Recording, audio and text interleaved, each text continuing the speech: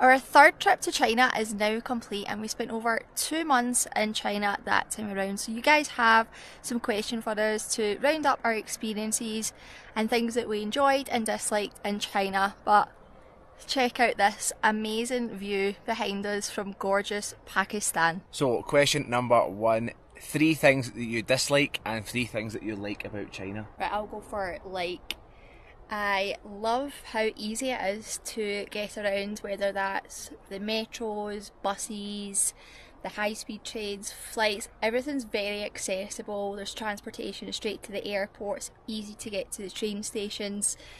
It's probably the best out of any country we've ever been to, and it is very affordable, whether it's the metro, which is usually under £1 per ticket, or to travel hundreds of kilometres. It's very, very reasonable priced. China is extremely safe. Like, you can walk down any street at any time, even in the middle of the night, the quietest, darkest, dingiest street, you can walk down it, you'll be fine.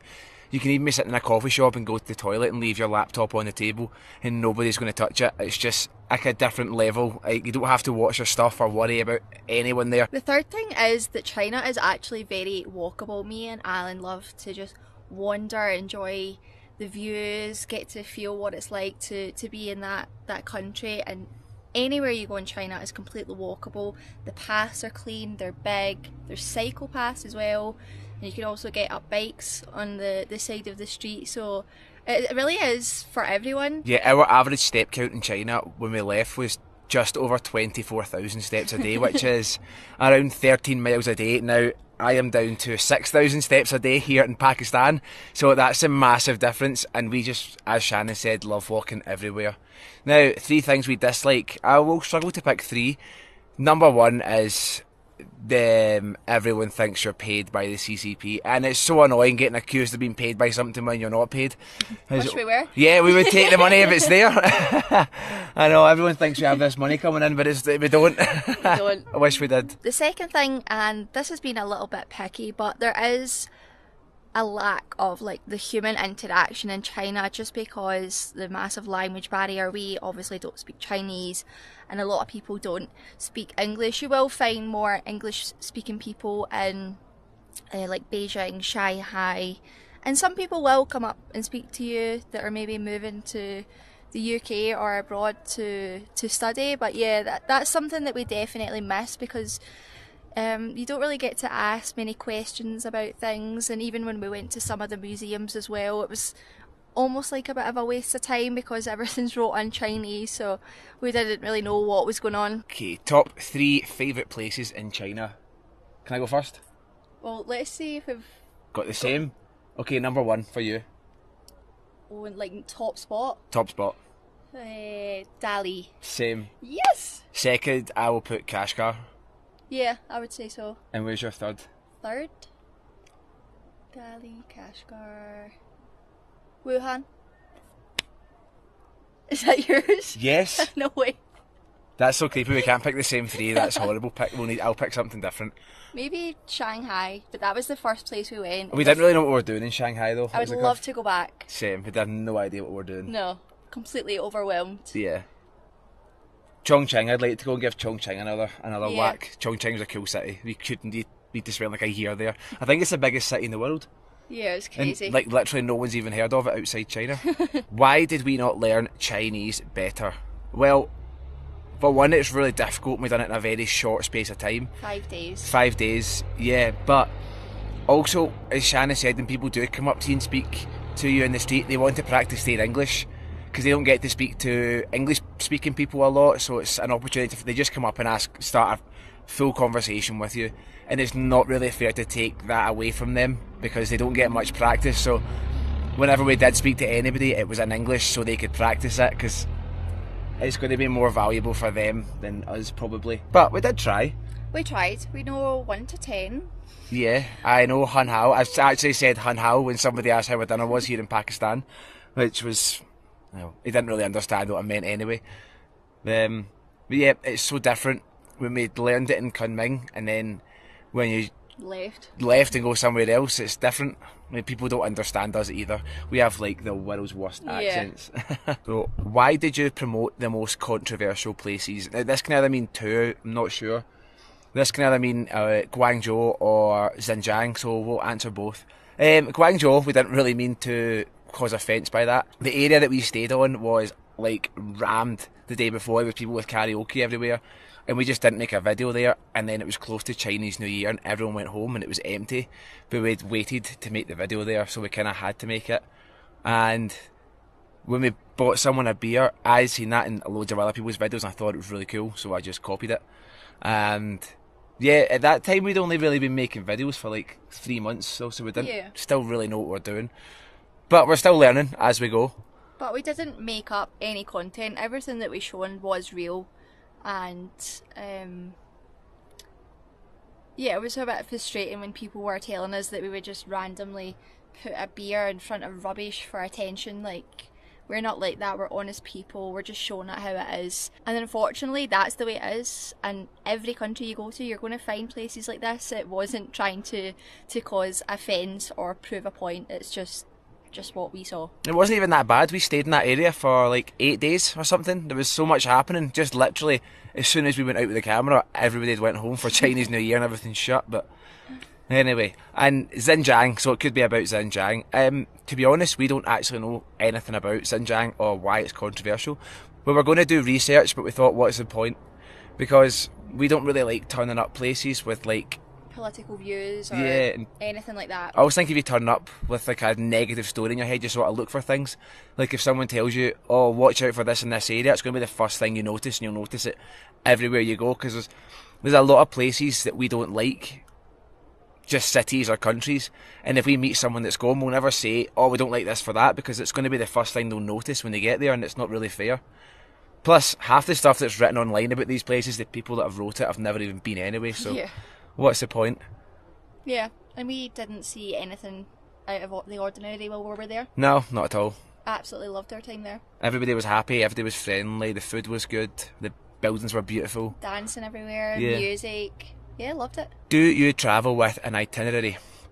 Definitely not. No, absolutely not. We plan our trips by looking at the map on our phone. We go here, here, here, here, and here. Or we meet someone that says, go here. That's actually why our China trip there ended up being so long, because we kept meeting so many people that were like, go here, go here, go here. Yeah. And it worked out well, because we loved going to Yunnan, which we were only going to go to Dali and back. Well, actually at first we were only supposed to go and do the school in Kunming. Yeah. And that only came around like 4 days before. That opportunity only popped up 4 days before. And then everyone says we have to go down to Zishwambana, so we went there.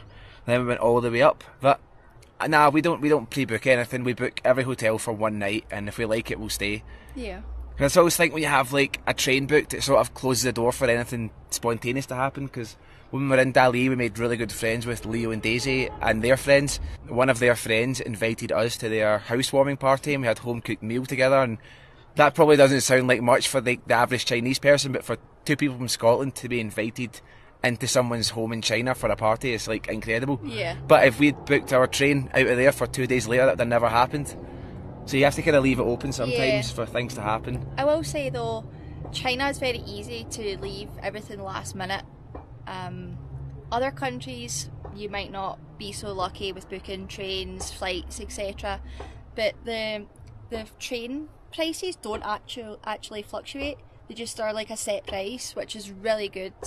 With flights, it's a different story. So I guess you're lucky in that sense when travelling China. You don't really have to worry too much about pre-booking everything unless you're travelling during the holiday season. But we are really last minute. Even when we stayed for 2 weeks in Dali, we booked the hotel for an extra night every single day. It got later and later as we stayed up later with Daisy and Leo in the pub. Too many parties. Oh, far too many, but it was insane. But you can always tell when you're going to stay somewhere. Like, we would only plan to stay one night in Dali, and the first night we were there, we were like, nah, this is a sick place. Same with Kashgar. Yeah. As soon as we walked through the town, we were like, nope, 2 nights isn't going to be enough. But on the flip side, as soon as we arrived in Shangri-La, we were like, nah, 2 days here is enough. It was one night we done. Yeah, one night, because we arrived early and then left late, so That was enough. Top 3 foods in China. This will be hard to put into 3. Yeah. Top 3 has to be the Wuhan ramen. Number 1. Absolutely insane. I know it's a very plain, some people say it's a boring dish, but you just insane. cannot get enough of that. We've actually looked for it in Bangkok so many times. That is one thing that is going to be on our... Yeah, we need to learn the recipe. Yeah, we are having that. Not really a meal, but the Roger Mo, the Chinese hamburger. Also insane. Oh my goodness. We ate so many of these. It's like, almost, it's not really a burger, it's just like, you actually have like a big chunk of slow cooked beef in this little pastry, and it's so salty and there's chilies through it. It is unreal. And the gravy. Oh, it's just the best. Number 3, I would say hot pot. It's such a fun dining experience. We've been out with many different groups of people for hot pot, and it's so sociable. Just, you can sit and like eat for hours. I absolutely love it. What's your favourite hot pot? Favourite has to be the spicy one. Oh, I like the mushroom one. Mushroom hot pot was good. Mushroom you could hot pot get was a mixed good. one. Yeah, the half and half. Yeah, we had a half and half one in Chengdu. One was mushroom, one was spicy. Yeah, that was good. That was good. Again, another little snack, baozi. Towards the end of our China trip, we were eating baozi twice a day. Like 10 a day. And we found in Dali there was Chongqing hot pot baozi, and they were just ridiculous. Like, ridiculous. Another standout thing we ate was when we were with Lou in Beijing, and we had this fried fish, and it was in like vinegar. Was it vinegar and sugar? Yeah, it was like sticky. Unreal. Like Another thing I'm quite guilty of in China is, you know, the convenience stores. They have like this little hot thing. See, when we're going home and it's late at night, I always go in and I pick like 4 things. I love them so much. Honestly, it's like pure comfort food. We love them so much. There's these little circle meat pie things. They are so tasty. We dunk them in the noodles sometimes. Now, one of the best things that we ate in China, the barbecued eggplant. Oh yeah, that was really good. Ridiculous. So it's like an eggplant, they barbecue it, they cut it, they slice it all open, they kind of butterfly it like chicken, and mix it with, they put like chilies and meat, garlic, meat all through it. Oh, it is unreal. Yeah, that's up there for me. What Chinese culture impressed us the most? I think one thing I just love is the complete sense of community. I don't know if that comes from the culture, but like walking around the parks during the day, all the old people congregate together and they're singing, they're dancing, they're exercising. Every night there's always dance classes, whether it's exercise class everywhere, or the ethnic minority like dance performances. That's just one thing that we loved walking by, and we always stopped for like 10-15 minutes to watch it. And also people in China will always give you things, like whether you're sitting in a restaurant, somebody that's sitting across the restaurant will come over and just for a tiny little plate of something they're eating so you can try it. Or there was even a time we were staying in Lijiang and the hotel owner, we were just sitting on our laptops and the guy just came up with 2 cans of beer for us and just, there you go, and walked away. And I was just like, why has he done that? That's so nice. But that also happened at Chinese New Year. It was the night before Chinese New Year. We ended up sitting with a bunch of old men at the side of the road, drinking beer. We must have drank about 6 cans of beer. Yeah, they had hot pot, but we must have drank about 6 cans of beer in 20 minutes. In China, they cheers like every 2 seconds and you tan your drink. So that was fun. They didn't speak English. They didn't speak English either. That's the thing, you can have fun with people without speaking English. Like completely. Just having a drink or bonding over good food. We don't need to speak. We just cheers and laugh and take pictures together. Yeah, we sat with them for like about an hour at the side of the road. Just random guys. Never seen them before, never seen them again. And final question, what happened on the final night in Kashgar? So it was our final night in Kashgar and we were in our hotel room. It was around 11 p.m. at night and we could hear screaming going on for maybe about a minute, but you know that way you can hear something and then suddenly you're like, that doesn't sound right. So I said to Alan and he went out and it was coming from the end corridor, so Alan walked down to see what was going on and the hotel door on the right hand side was opened and there was a very violent incident taking place in the room between a man and a woman. So Alan shouted and the door got shut. as the door got shut, me and Alan tried to open the hotel door, but unfortunately it had to be opened by a key card, so we couldn't get in. And by this point, security for the hotel came up, and thankfully they opened the door. And when the door got open, you could see there was glass and mirrors smashed all over the floor. It was a real mess. So we grabbed the lady, and she also had a small child with her.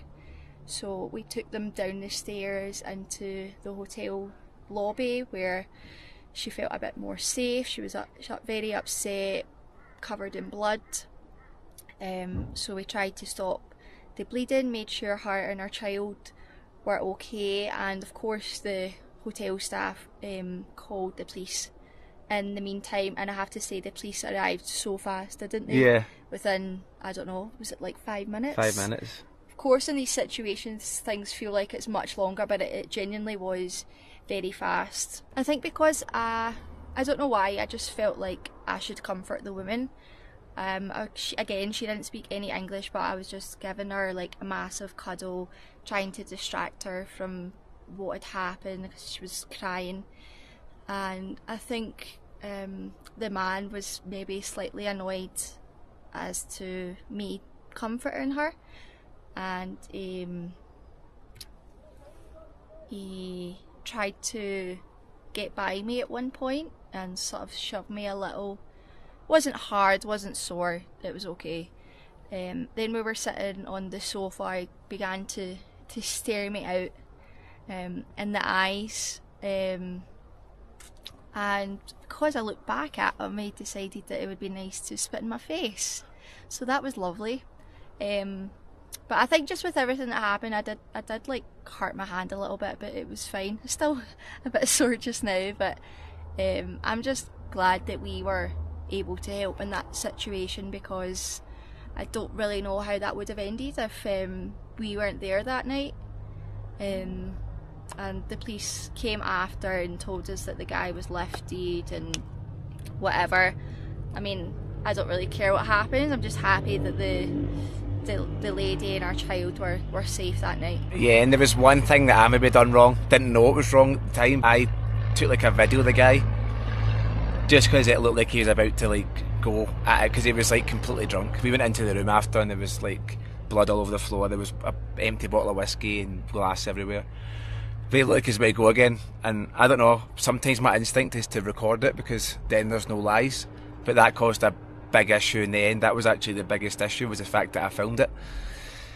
But well, as we said earlier on in the video, we're also still learning. We don't really know how these things work, and in hindsight we maybe shouldn't have got involved, but it's just your instincts as well. Yeah, like it's not the best situation to put yourself in, especially when someone's drunk and bigger than me and things like that. But it's like, how can you sit back and listen to something like that?